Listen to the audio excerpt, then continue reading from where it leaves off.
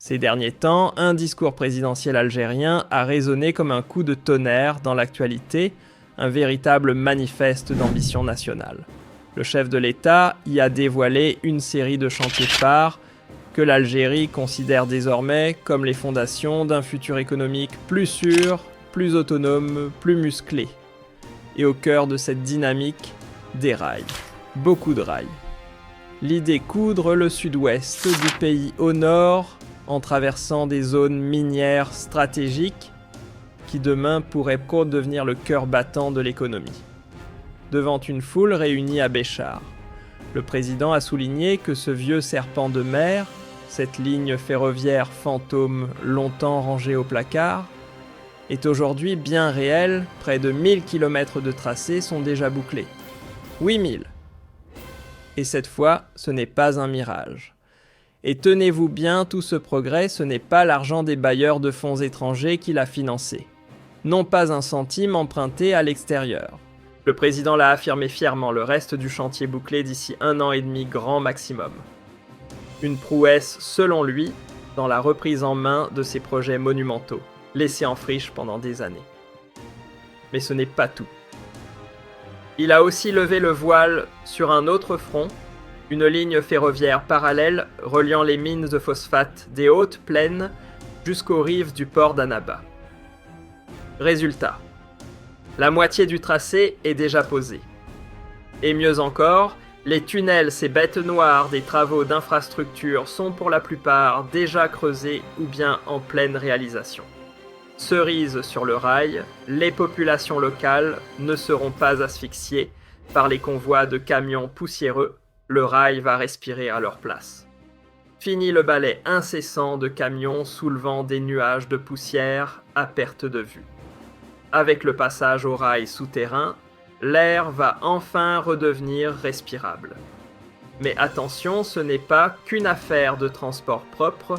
Non, derrière ces kilomètres de voies ferrées se cache une stratégie bien plus ambitieuse, booster la production de phosphate à des niveaux jamais atteints. On parle d'un quadruplement, rien que ça, de 2,5 à plus de 10 millions de tonnes d'ici fin 2026. Pourquoi une telle montée en puissance ?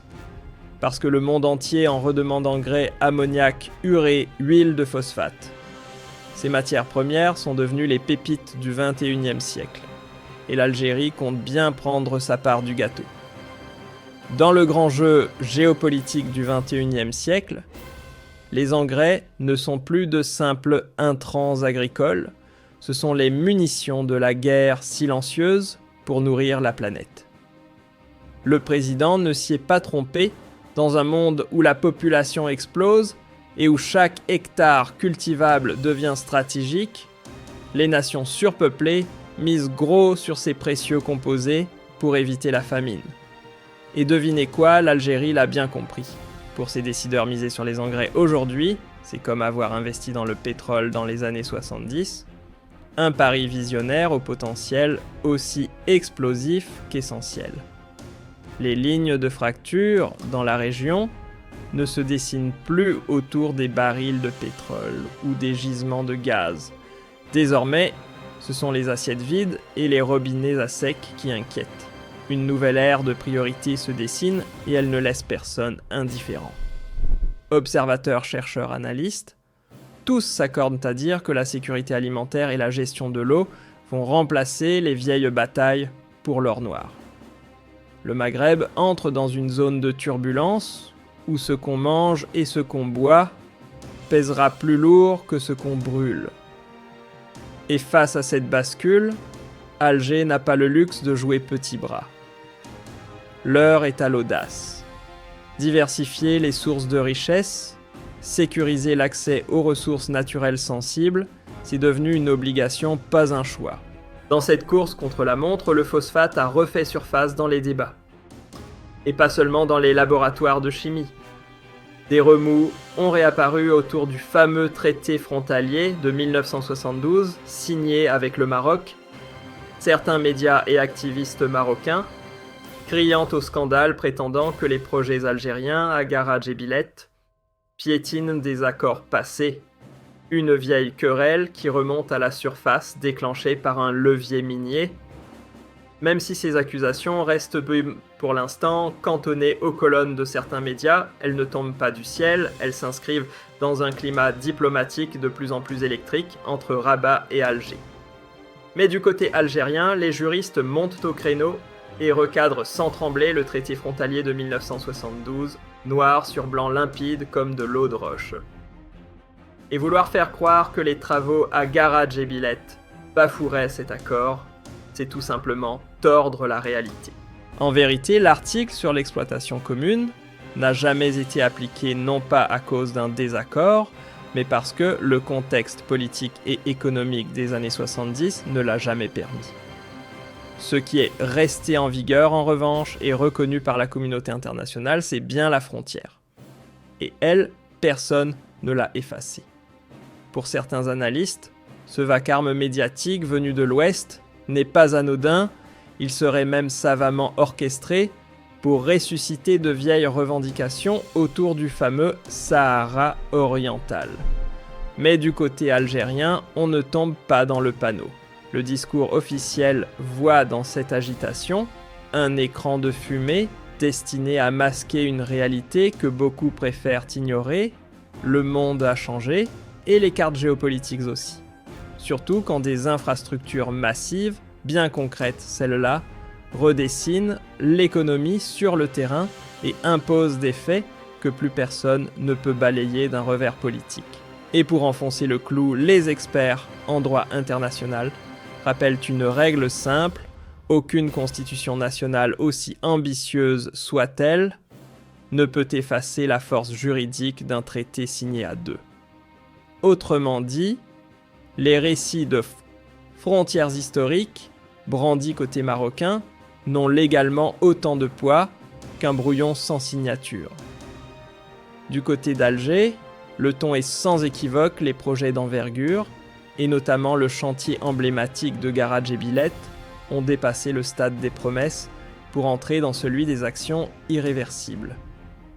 Le train du développement est lancé et ses rails partant de Tindouf, traversant Béchar et filant jusqu'à Oran, redessinent déjà les lignes de force économique du sud-ouest algérien. Grâce à ce maillage ferroviaire, le pays se dote d'un levier concret pour exploiter ses richesses naturelles en toute indépendance. Et ce que certains pourraient voir comme un simple discours technique cache en réalité une lecture bien plus large, celle d'un Maghreb en pleine effervescence, où l'Algérie attire des géants venus de Pékin, de Doha ou d'Ankara. Cette internationalisation des chantiers donne aux investissements une épaisseur stratégique, les plaçant hors de portée des gesticulations politiques ou des tempêtes médiatiques. Pour de nombreux analystes, le message est limpide, l'Algérie a tourné la page. Le chapitre des contestations sur la légitimité de l'exploitation est clos, et désormais c'est à l'autre camp de s'adapter à cette nouvelle réalité imposée par les faits. Pendant ce temps au Maroc, la machine à fantasmes cartographiques continue de tourner à plein régime. Les débats sur les frontières et les territoires perdus s'enflamment sur les réseaux sociaux, nourris par des cartes réinventées à la volée. Certaines de ces visions élargies du royaume vont jusqu'à inclure des morceaux d'Algérie, de Mauritanie, voire d'autres pays d'Afrique. Un délire géopolitique que les spécialistes décrivent comme déconnecté de tout cadre légal, historique ou international sérieux, mais qui alimente malgré tout un certain récit national. Derrière le vacarme autour des cartes et des revendications historiques, certains analystes voient une tentative à peine voilée de détourner l'attention de la frustration populaire qui gronde dans certaines régions marocaines, toujours en marge du développement. Pendant que les débats s'enlisent sur les réseaux algés, elle trace sa route sans détour, bulldozer sur le terrain, investissement en marche, chantier en action. Et que les choses soient claires, ces projets ne se limitent pas à poser du béton. Ils incarnent une reconquête silencieuse, une manière de consolider la mainmise sur les richesses du sous-sol et de propulser le pays sur l'échiquier mondial, notamment dans le domaine des engrais, là où la croissance est explosive et la demande internationale frénétique. Selon plusieurs économistes, l'Algérie pourrait bien devenir l'un des poids lourds du marché mondial des engrais dans les années à venir. Pourquoi ? Parce qu'un nombre croissant de puissances agricoles sont en train de revoir de fond en comble leur chaîne d'approvisionnement. La demande explose, les sources stables se raréfient et le phosphate devient une denrée aussi stratégique que l'énergie. À l'horizon, certains parlent même de guerres alimentaires. Et dans ce scénario tendu, les pays qui détiennent des stocks d'engrais bien gardés auront un levier considérable autant dans le jeu économique que dans les rapports diplomatiques. L'Algérie, en investissant dès maintenant dans ce secteur clé, ne joue donc pas simplement la carte du développement, elle positionne ses pions sur l'échiquier géopolitique de demain.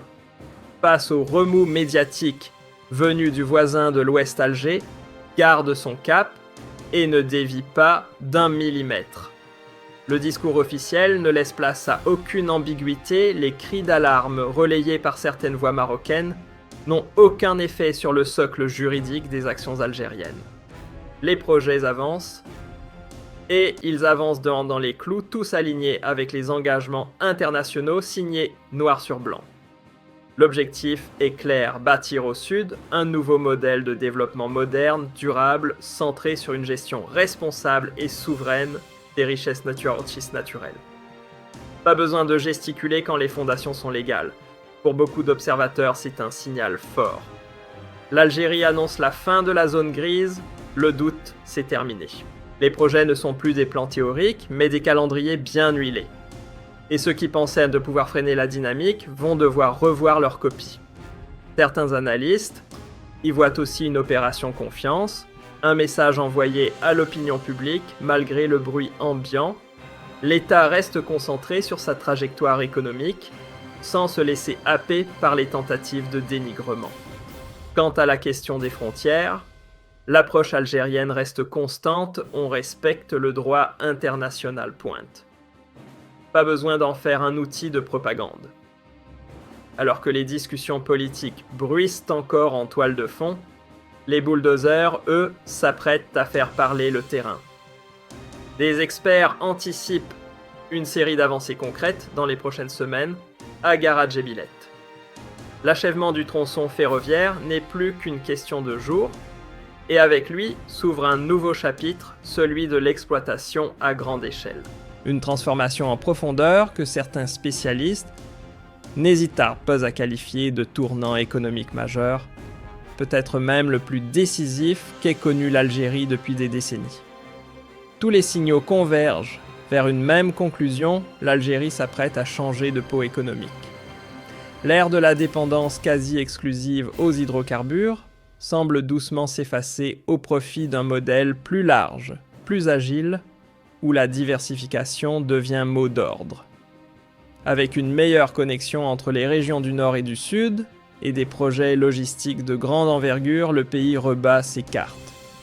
L'objectif : une place de choix dans le concert économique mondial, notamment sur les secteurs cruciaux liés à la sécurité alimentaire, là où se joueront les batailles de demain. Dans un monde en perpétuelle agitation, entre tensions régionales et mutations globales, l'Algérie semble affiner sa boussole stratégique. Plus qu'un simple plan économique, c'est une vision d'ensemble qui émerge, celle d'un pays décidé à renforcer son développement intérieur pour mieux affirmer sa souveraineté et gagner en poids dans le jeu des influences internationales. Ici, l'économie devient aussi une arme douce de projection géopolitique. Qu'il s'agisse de la relance minière à Garadjébilet, des corridors ferroviaires qui sillonnent le pays, ou encore des plans ambitieux dans la filière des engrais, chaque projet s'inscrit dans une logique d'ensemble. Rien n'est isolé, tout s'imbrique. On assiste à une stratégie d'assemblage où chaque infrastructure joue un rôle de pivot pour repositionner durablement l'Algérie dans un monde en pleine redéfinition. C'est l'architecture invisible d'une reconquête économique, tandis que bon nombre de pays restent scotchés à la roulette russe des marchés pétroliers et gaziers. L'Algérie, elle regarde plus loin. Plutôt que de subir les soubresauts d'un modèle dépassé, elle tente de prendre une longueur d'avance en misant sur les moteurs de croissance de demain, sécuriser l'alimentation, valoriser les minerais stratégiques et diversifier ses piliers économiques pour ne plus jamais dépendre d'une seule source. Ce choix ne relève pas du hasard. Il traduit une capacité croissante à anticiper un monde où les équilibres ne se joueront plus sur le prix du baril, mais sur l'accès aux ressources vitales. Un monde où l'agriculture stable devient un enjeu planétaire sous la pression du climat et de la démographie. Et dans ce nouveau jeu global, les pays qui auront préparé leurs cartes dès aujourd'hui seront les véritables meneurs de demain. À force d'observer le tumulte numérique, une chose saute aux yeux. Les polémiques qui fusent sur les réseaux sociaux n'ont aucun impact réel sur ce qui se joue concrètement en Algérie. Pendant que certains s'épuisent à semer le doute sur la légitimité des projets miniers ou sur les frontières, la réalité, elle continue d'avancer. Ces tentatives de créer un flou stratégique sont de plus en plus en décalage avec les faits et avec le droit. Car les relations entre États ne se règlent pas à coups de hashtag. L'Algérie, de son côté, reste droite dans ses bottes. Sa ligne clairvoyante et constante, respecter les accords bilatéraux et internationaux, tout en redéployant son économie autour de ses véritables richesses humaines, naturelles, logistiques. Et pendant que les débats s'enflamment au-delà de la frontière, alimentés tantôt par les médias, tantôt par des activistes virtuels, ou des lectures fantaisistes de l'histoire Alger, poursuit son cap. Ironie du sort, ces agitations extérieures, loin de freiner l'élan, soulignent presque malgré elles la solidité juridique et stratégique de la position algérienne. Dans les coulisses du dossier algérien, un détail de taille saute aux yeux, l'Algérie n'est pas seule à miser sur son avenir minier et agricole. Des géants comme la Chine, le Qatar ou encore la Turquie se pressent au portillon, suivis de près par de grandes entreprises zoneuses spécialisées dans l'extraction et la chimie verte. Leur présence n'a rien d'anodin. Le Sahara algérien n'est plus vu comme un désert vide, mais comme un Eldorado stratégique. Et ce balai d'investisseurs étrangers agit comme une ceinture de sécurité géoéconomique. Plus les capitaux affluent, plus il devient risqué et politiquement coûteux pour quiconque de tenter de saboter ou de discréditer les projets en cours. Bref, quand l'argent s'installe, les polémiques reculent. Ces alliances ne se limitent pas à injecter du capital et de la technologie. Elles dessinent un paysage où la coopération internationale vaut 1000 fois mieux que l'escalade des tensions. Lorsqu'un État mise sérieusement sur un territoire, il mise aussi sur sa stabilité. Et c'est justement là que la stratégie algérienne prend tout son sens, elle repose sur une double dynamique. D'un côté, une volonté interne de sortir du tout pétrole, de construire une économie plus robuste, plus connectée entre ces régions, plus apte à peser par l'exemple et l'innovation. De l'autre, une scène mondiale qui commence à ouvrir les yeux sur des ressources longtemps sous-estimées, comme le phosphate ou l'ammoniac aujourd'hui, devenus des pièces maîtresses dans la guerre silencieuse de la sécurité alimentaire.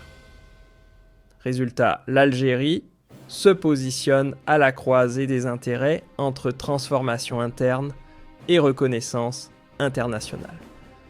Ce croisement d'opportunités internes et de leviers internationaux donne à l'Algérie un espace de manœuvre inédit. Le pays n'est plus simplement en train de consolider son modèle de développement. Il commence aussi à peser dans les équilibres régionaux avec une diplomatie économique plus assumée et une transformation territoriale tangible portée par la montée en puissance de nouveaux pôles industriels dans le sud. Cette reconfiguration tombe à un moment où le Maghreb tout entier est confronté au même dilemme brûlant, stress hydrique grandissant, explosion démographique dépendance alimentaire persistante, vulnérabilité énergétique et la lourde tâche de dépoussiérer des modèles économiques souvent figés dans le passé. Dans ce contexte, l'Algérie n'avance pas seule, mais elle avance plus vite. Dans un contexte aussi tendu que complexe, s'abriter derrière des discours nationalistes ou ressusciter des mythes historiques ne fait illusion qu'un temps. À long terme, ces pirouettes rhétoriques ne répondent en rien aux attentes concrètes des populations. Ce que les citoyens attendent, ce ne sont pas des cartes redessinées, mais des routes, des usines, des emplois. Et c'est exactement sur ce terrain que l'Algérie a décidé de jouer la partie. Sa stratégie: misère sur du solide, infrastructure de grande envergure, chaîne de valeur industrielle, logistique intégrée. Pas de place pour les débats stériles qui cherchent à détourner l'attention. Ici, on parle de développement réel, pas de nostalgie recyclée. Il suffit de suivre le fil des investissements pour comprendre ce qui se trame. Le centre de gravité économique de l'Algérie glisse lentement mais sûrement vers le sud. Là où autrefois les cartes s'arrêtaient, on trace aujourd'hui des corridors ferroviaires qui traversent le Sahara, on connecte des zones isolées à des pôles urbains majeurs comme Oran ou Annaba, et surtout, on libère le potentiel colossal des régions frontalières et minières. Ce qui aurait pu passer pour un rêve irréalisable il y a 20 ou 30 ans devient soudainement concret. Ce basculement spectaculaire est rendu possible par un cocktail rare, volonté politique affirmée, fonds disponibles et appui technologique venu de l'extérieur. Résultat, une géographie économique redessinée à coups de projets très réels. Dans les coulisses du pouvoir algérien, une idée fait son chemin et devient de plus en plus assumée. C'est au sud que se jouera une grande partie du futur du pays. Là-bas, dans ces étendues immenses, riches et encore sous-exploitées, les décideurs voient désormais, bien plus qu'un arrière-pays, un terrain stratégique capable d'accueillir les moteurs de la diversification économique. Une sorte de nouvelle frontière nationale prête à devenir le cœur battant de l'Algérie de demain. Sur la scène mondiale, un changement de paradigme est en train de s'opérer. L'attention autrefois monopolisée par les hydrocarbures se déplace désormais vers un autre enjeu vital, les engrais. Et dans cette course-là, l'Algérie marque des points. Avec l'augmentation des crises alimentaires, les États les plus peuplés cherchent désespérément à sécuriser leurs approvisionnements. Entre dérèglement climatique et perturbations logistiques mondiales, ce qui nourrira les cultures demain devient plus précieux que le pétrole. Et devinez quoi ? L'Algérie possède ce nouvel or stratégique. Dans ce nouveau jeu mondial autour des ressources stratégiques, l'Algérie n'avance plus en silence. Sa montée en puissance dans le secteur du phosphate commence à lui offrir des cartes majeures, notamment face aux pays du Sud global, dont les systèmes agricoles émergents sont à la recherche de partenaires fiables, capables d'offrir à la fois stabilité-volume et vision à long terme. Et dans ce tableau, Alger pourrait bien devenir un fournisseur clé et un acteur incontournable de la diplomatie minérale. Si cette dynamique se confirme, elle pourrait ouvrir la voie à une nouvelle génération de partenariats sud-sud plus équilibrés et construits sur des logiques de complémentarité plutôt que de dépendance. L'Algérie, en structurant sa filière des engrais et en s'adaptant aux mutations rapides du marché mondial, se positionne pour tisser des alliances solides avec des régions comme l'Afrique subsaharienne, l'Asie du Sud-Est ou l'Amérique latine. Une diversification des débouchés certes, mais surtout une refondation des rapports économiques sur des intérêts partagés, loin des logiques déséquilibrées du passé. Dans un contexte mondial où les cartes économiques sont en train d'être rebattues, l'Algérie entrevoit une fenêtre d'opportunité rare. On n'est plus dans un monde dominé exclusivement par l'Occident de nouvelles puissances régionales, émergeant prêtes à redéfinir les règles du commerce mondial. Et dans ce nouvel échiquier multipolaire, Alger pourrait s'imposer comme un pivot stratégique. Pourquoi ? Parce qu'elle cumule les atouts, richesses minières, ressources énergétiques, position géographique, clé, et un poids diplomatique qui ne cesse de croître. Bref, les planètes s'alignent. Face à cette dynamique de fond, les controverses, qui cherchent à délégitimer les projets algériens, ressemblent de plus en plus à des bruits de fond sans portée réelle. Ni les tentatives de contestation médiatique, ni les critiques répétées ne pèsent bien lourd face à l'architecture juridique qui encadre ces projets, ni face aux réalités économiques qui s'imposent sur le terrain. Une chose est sûre, les faits avancent, les accusations piétinent.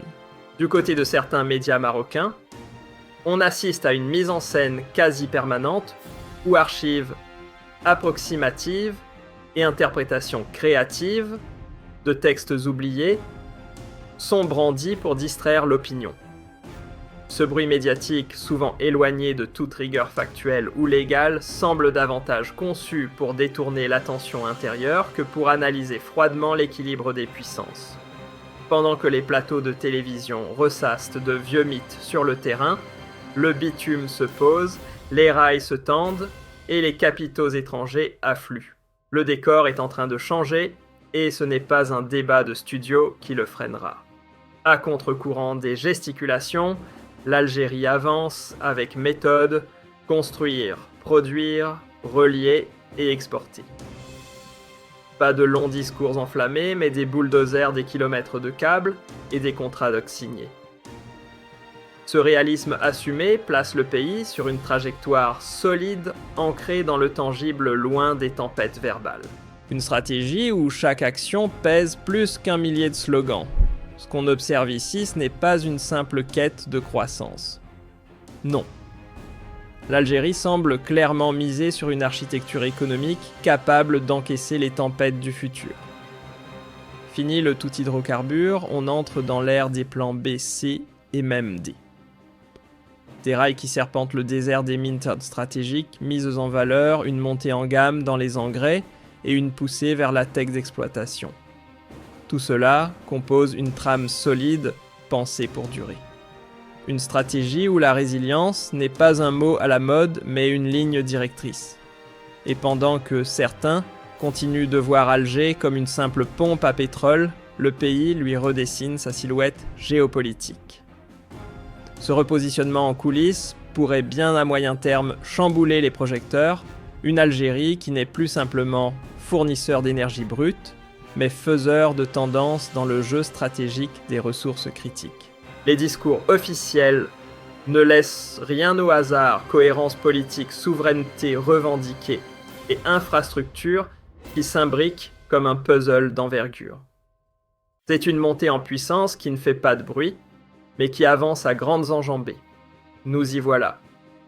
Ce moment précis, cette parenthèse charnière dans l'histoire du pays, marque plus qu'une simple relance, c'est un virage assumé vers un avenir construit sur des fondations solides.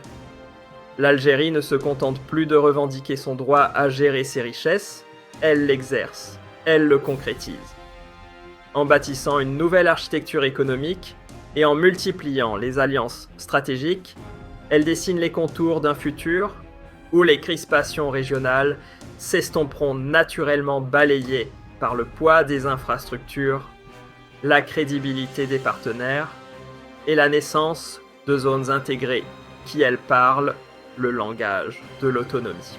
Qu'on le veuille ou non, les torrents de discours, aussi enflammés soient-ils, pèsent peu face au béton coulé aux rails posés et aux usines qui tournent. Le vrai pouvoir, désormais, ne se dispute plus dans les tribunes, mais sur le terrain. L'Algérie trace une route qui n'a rien d'improvisé, une trajectoire bâtie sur l'efficacité, la vision et le concret. Ici, on ne débat pas pour exister, on construit pour durer. Et dans cette logique, les polémiques passent, mais les fondations restent. Gare à Jebbileh, ce nom désormais familier dans les coulisses de la géopolitique minière n'incarne pas qu'un simple chantier industriel, c'est le coup d'envoi visible d'un repositionnement stratégique bien plus vaste. À travers lui, l'Algérie ne cherche pas uniquement à extraire du minerai, mais à imposer une nouvelle vision de puissance adaptée aux réalités du XXIe siècle. Chaque rail posé, chaque gramme de minerai extrait devient ainsi une pièce du puzzle d'un futur où le pays s'installe au cœur des recompositions économiques mondiales, prêt à compter parmi les acteurs qui façonnent la prochaine carte du pouvoir global.